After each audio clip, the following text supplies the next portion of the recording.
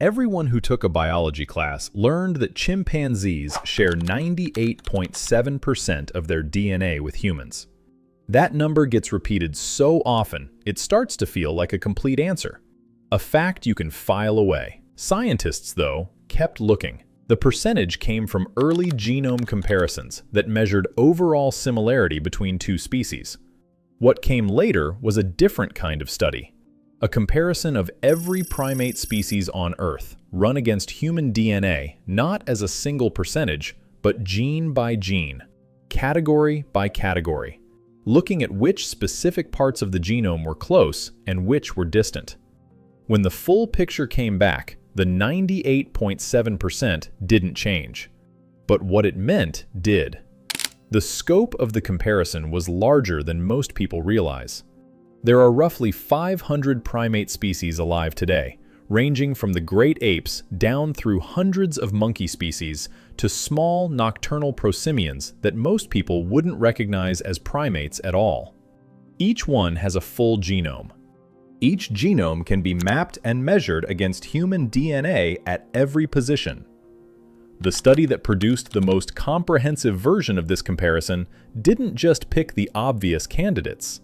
It ran the full set because the researchers wanted to see whether the expected pattern held across all 500 species or whether anything in that broader dataset didn't fit the model. The comparison also required deciding what exactly to measure. Earlier genome studies had calculated overall similarity by counting positions in the DNA where two species share the same base. That method produces the 98.7% figure. The more detailed version used in the full primate comparison went further. It looked at functional gene regions specifically, examined gene expression patterns, and measured structural differences in chromosomes, not just the letters in the code. This matters because two genomes can be highly similar in raw letter count, while differing substantially in how the genome is organized, which sections are switched on in which tissues, and how genes interact with each other. The percentage captures one dimension of similarity. The full comparison tried to capture several dimensions at once, which is why the results didn't always line up with what the simple percentage would predict. Before getting into what the comparison found, the percentage itself needs some context. When scientists say two species share 98.7% of their DNA, the remaining 1.3% represents something very large in absolute terms. Human and chimpanzee DNA contains roughly 3 billion base pairs. 1.3% of 3 billion is somewhere around 35 to 40 million individual positions in the genome where the two species differ. That's not a small number of changes. The question the gene-by-gene comparison was designed to answer was which genes those differences fall in. Because 40 million changes spread evenly across the genome would mean something completely different from 40 million changes concentrated in the same 5 or 6 biological systems. The chimpanzee result held where everyone expected it to. About 98.7% similarity, confirming what earlier research had already established. But sitting immediately alongside the chimpanzee in the data was an animal most people outside of field biology have barely heard of: the bonobo. Bonobos and chimpanzees are so genetically similar to each other that they were classified as the same species until the 1920s. They live in a small region of Central Africa, separated from chimpanzee territory by the Congo River, which neither species regularly crosses. Their genome, when compared to human DNA, came back at essentially the same distance as the chimpanzees. Not slightly closer, not slightly further along some spectrum, the same distance. Two species, and both are equally our nearest living relatives. The bonobo is worth pausing on because its existence complicates the familiar story of human evolution in an interesting way. When people talk about our closest living relative, they mean the chimpanzee, and that's accurate as far as it goes. But the bonobo is equally our closest living relative, and the two animals are behaviorally quite different from each other. Chimpanzees live in societies organized around male dominance hierarchies, where aggression plays a central role in establishing and maintaining status. Bonobos resolve conflict through social bonding rather than fighting. They share food more readily, show more tolerance of other individuals at feeding sites, and display responses to distress in others that researchers describe as empathy in the technical sense of the word. The two species are at the same genetic distance from humans, but they arrived at very different social arrangements. When researchers looked at which specific genes placed the bonobo closest to humans, the answer was striking. The bonobo's tightest genetic matches with human DNA clustered in genes related to social behavior, emotional regulation, and the brain chemistry underlying cooperative tendencies. The chimpanzee's closest matches with human DNA clustered in different gene categories. Both species sit at 98.7%, but the part of the genome where the bonobo is most similar to humans overlaps heavily with the systems that drive the behavioral traits researchers had already observed in the animal. For decades, scientists described the bonobo's social behavior as human-like, without being able to say why. The genome comparison provided a genetic basis for that observation. Bonobo society offers something that's genuinely unusual in the primate world: a stable, female-dominated social structure where aggression between groups is rare and conflict within groups gets resolved through behavior rather than force. Researchers who spend time with bonobos in the field describe observing individuals that appear to notice when others are distressed and change their own behavior in response, sharing food with strangers, and tolerating others at feeding sites even when they don't need to. Whether this constitutes empathy in a philosophically meaningful sense is a question researchers debate. What's clear from the genome data is that the neural and hormonal systems underlying those behaviors are, in bonobos, more genetically similar to the equivalent human systems than the chimp versions are. The behavioral observation and the genetic finding point in the same direction. The gorilla result produced a different kind of surprise.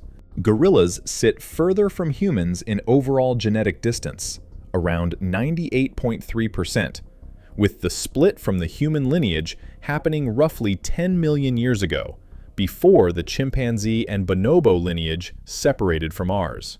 In the expected ranking, gorillas come in third behind chimps and bonobos. But when researchers broke the comparison down by functional gene category, they found something the overall number doesn't show. In genes related to cardiovascular function and certain metabolic pathways, gorillas are actually closer to humans than chimpanzees are, the ranking inverted in those specific categories. Overall distance says one thing. The gene-by-gene breakdown says something more complicated, and the gorilla result is one of the clearest examples of why the single percentage number, while accurate, doesn't capture what's actually happening in the genome.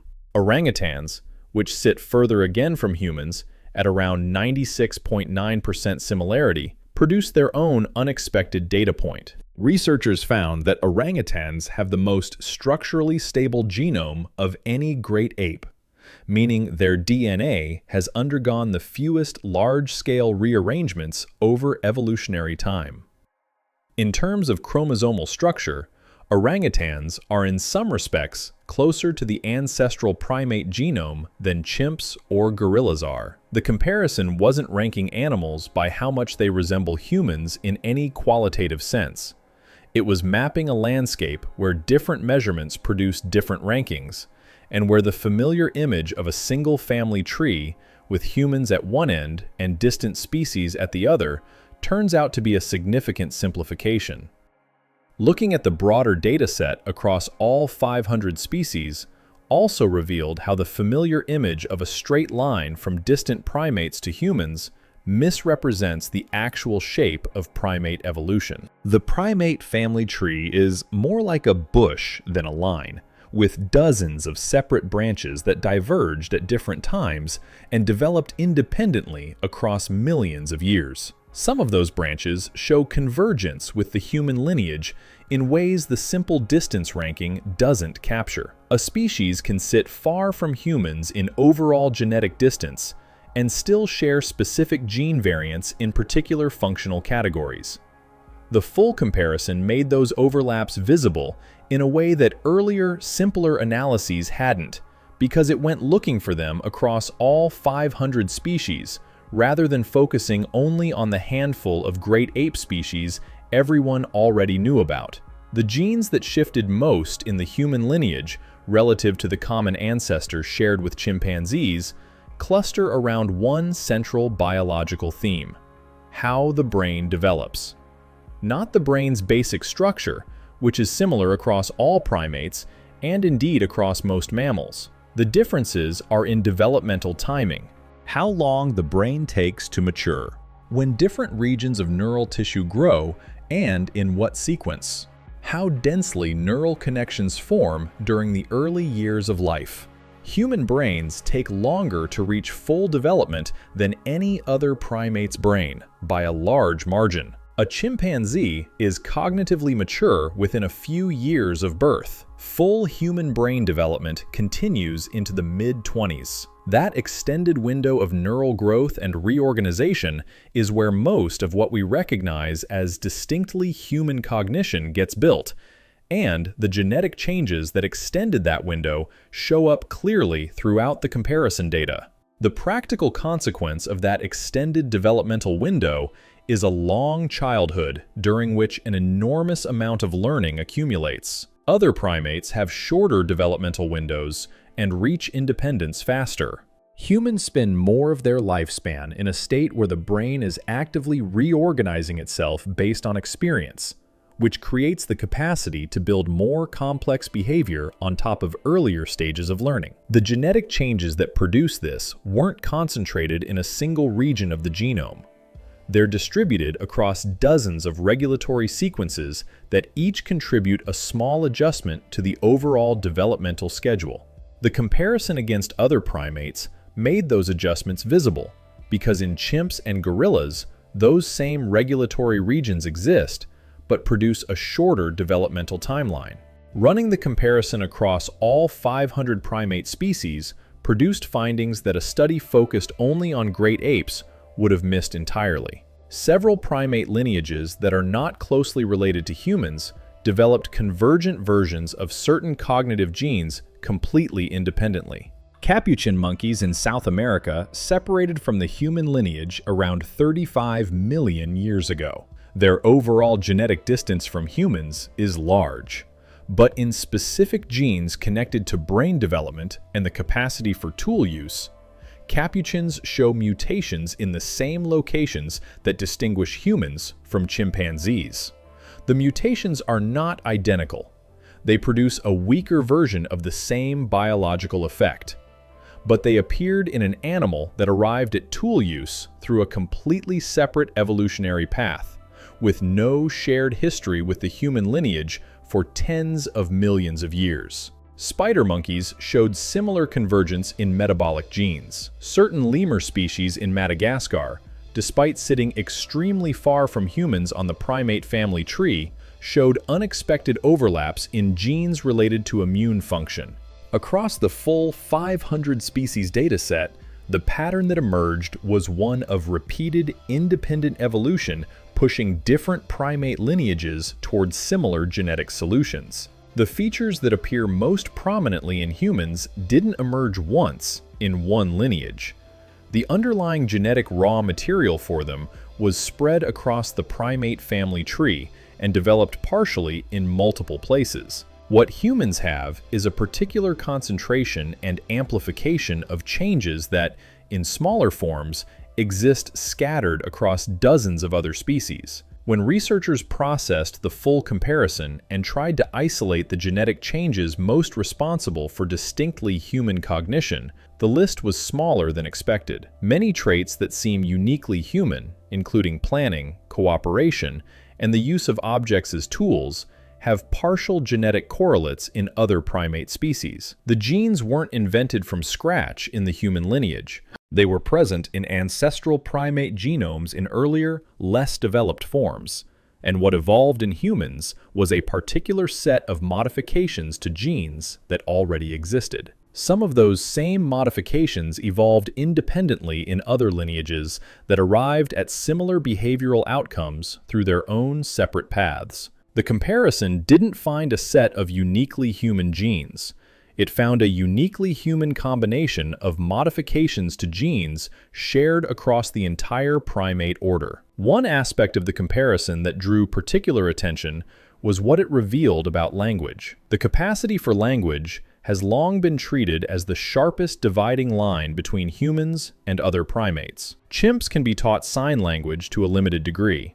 Some species communicate with calls that carry specific meaning, but the kind of recursive, grammatically structured language that humans use appears in no other living species. The genome comparison found that the genes most clearly connected to language ability in humans, particularly a gene involved in the fine motor control required for speech, had changed significantly in the human lineage, but existed in a recognizable ancestral form in other primates. Chimps carry a version of that gene.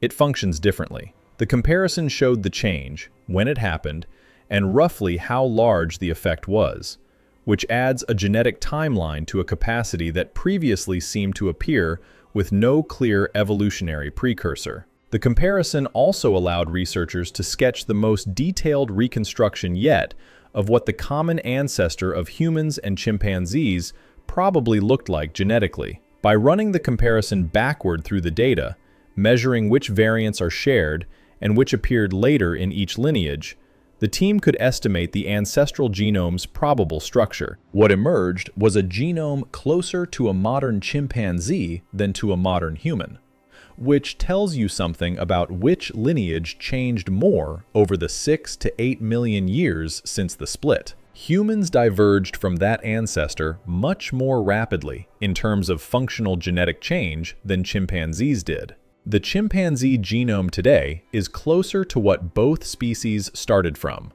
The human genome moved further. The comparison produced one finding that researchers hadn't specifically set out to look for. When modern human DNA was placed in the full primate dataset, certain regions of the human genome didn't match cleanly with any living primate species. Segments of DNA that sat outside the expected similarity ranges for every species in the comparison. The explanation traces back to archaic humans, populations of Neanderthals and Denisovans who interbred with modern humans tens of thousands of years ago and left segments of their genome in modern human populations. Those segments don't match any living primate closely because they come from lineages that have been extinct for tens of thousands of years.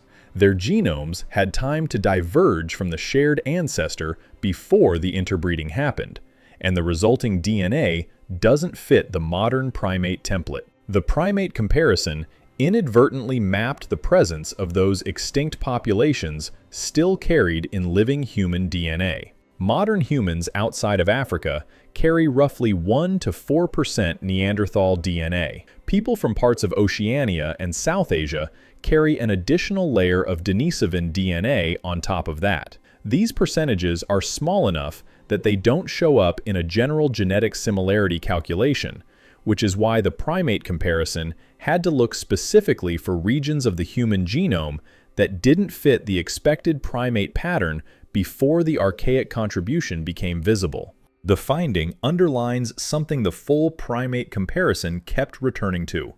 The human genome is not a single, clean document. It's a composite, assembled over millions of years from multiple sources.